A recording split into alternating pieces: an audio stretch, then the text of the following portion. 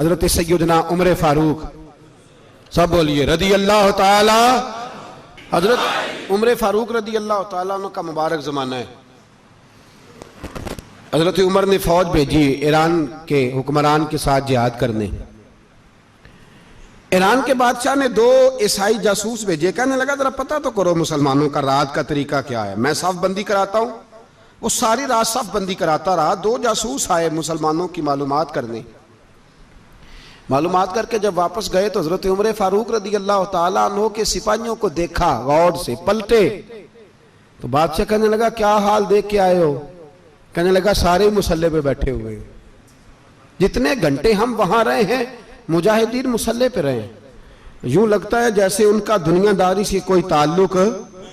और कहने लगे बादशाह कोई ऐसी ताकत है जिसको वो बुला रहे थे, कोई ऐसी कुव्वत है जिसको वो पुकार रहे थे। हमें भी वहां खड़े होकर महसूस होता था कि हाँ कोई है जो आ जाएगा इनकी मदद के लिए, कोई है जो पहुंचेगा इनकी मदद करेगा। ईरान का बादशाह कहने लगा मुझे समझ आ गई है, वो जिस्म की ताकत से ही नहीं लड़ते, वो कोई गैबी ताकत है जिससे वो लड़ते हैं। भाई वो गैबी ताकत भी तो हमारे पास हमने नाराज कर लिया ना, वो भी तो नहीं ना, मस्जिद का रुख भी तो कोई नहीं। और मैंने पिछले जुमे भी कहा था, फिर कहता हूं, वहन हो गया उम्मत को। नबी पाक ने फरमाया उम्मत को वो क्या है, दुनिया से मोहब्बत हो गई है, मौत से कराहत हो गई है, वहन है। सहाबाए किराम को मौत से बड़ा प्यार था, मौत से बड़ी मोहब्बत कर, हमारी तरह नहीं। वो कहते थे मरेंगे तो मनो मट्टी, तो वहां ठीक है, अज़ाबे कब्र हक है। लेकिन मैं कहा करता हूं सालों के बाद जो परदेश से मां के पास आए, मां उसे अजाब नहीं देती, उसका माथा चूमा करती है। और भाई जो रब करीम की बारगाह में जाएगा, तेरा क्या ख्याल है, गल सड़ जाएगा? मदीने वाले हबीब ने फरमाया कब्रुल मोमिन रौज़तुम मिन रियाज़िल जन्ना, फरमाया मेरा मोमिन जब कब्र में जाता है तो अल्लाह जन्नत के सारे दरवाजे खोल देता है, वो तो अल्लाह की रहमत में पहुंचता है। कौन कहता है मोमिन मर गए, वो तो कैद से छूटे अपने घर गए।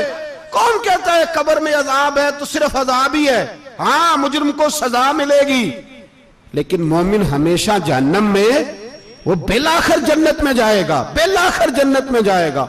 और किसी दरवेश ने बात की, वो करके चले गए, बर कमाल ही कर गए, कहने लगे दोज़ख में मैं तो क्या, मेरा साया ना जाएगा, क्योंकि रसूल पाक से देखा ना जाएगा।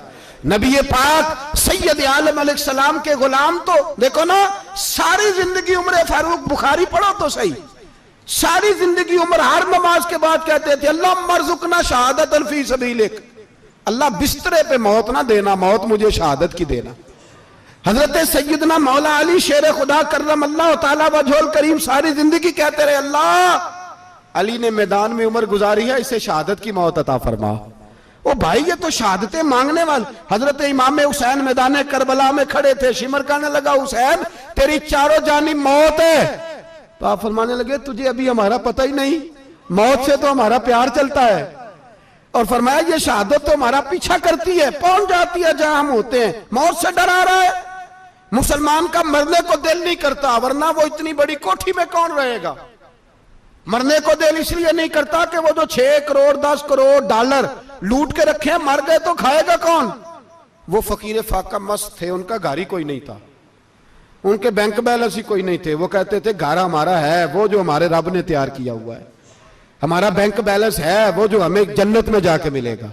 उनका तो ये खाता ही कोई नहीं था, इसलिए वो शहादत की। हजरत उमर बिन जमू रदी अल्लाह ताला अन्हु मैदाने ओहद में 4 बेटे लेके आए। कितने बेटे बोल के बताए? 4 बेटे लेके उमर बिन जमू आए, और खुद एक टांग से लंगड़े से आप ही हैं, टांग छोटी है।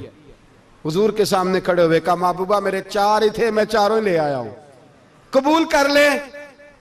तो हुजूर ने फरमाया तू क्यों तलवार ओढ़े आया है, ये तूने क्यों गले में असला डाला हुआ है? कहा या रसूलल्लाह मैंने भी तो जाना है ना। तो हुजूर ने फरमाया 4 बेटे जो हैं। तो हजरत उमर बिन जमू ने बात की, सहाबा कहते हैं हम लबों से मुस्कुरा रहे थे, आंखों से रो रहे थे, क्या अजीब अंदाज है। हुजूर ने फरमाया उमर 4 बेटे जो आ गए तो तू रहने दे। तो हजरत उमर रो पड़े, कहने लगे महबूबा क्या लंगड़े जन्नत में नहीं जाएंगे? क्या हुजूर मैं लंगड़ा हूं तो मेरे लिए जन्नत कोई नहीं? मेरे हबीब पाक सैयद आलम सल्लल्लाहु अलैहि वसल्लम ने फरमाया अमर तो जरूर जन्नत में जाएगा। कहा महबूबा फिर बच्चे बाद में जाएंगे, मैं पहले मैदान में जाऊंगा।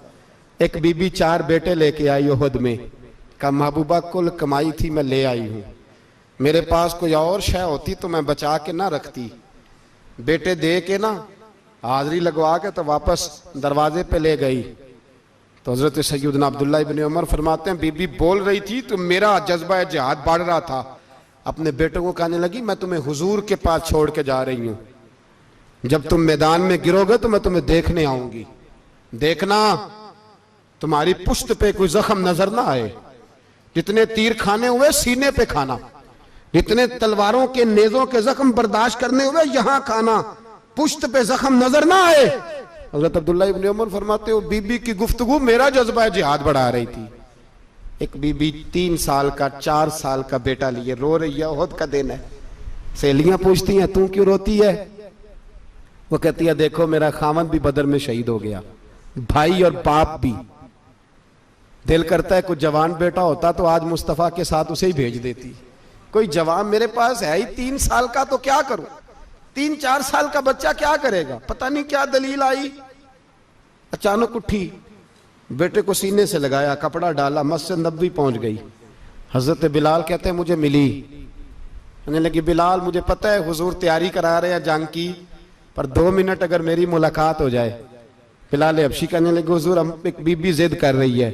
हुजूर बाहर आए, कहने लगी हुजूर मैं फलां की बेटी, फलां की बहन, फलां की बेवा हूं, मैंने बदर में 3 शहीद दिए हैं, अब मेरे पास ये 3 साल का लाल ही बचा है, बड़ा फख्र है मेरा।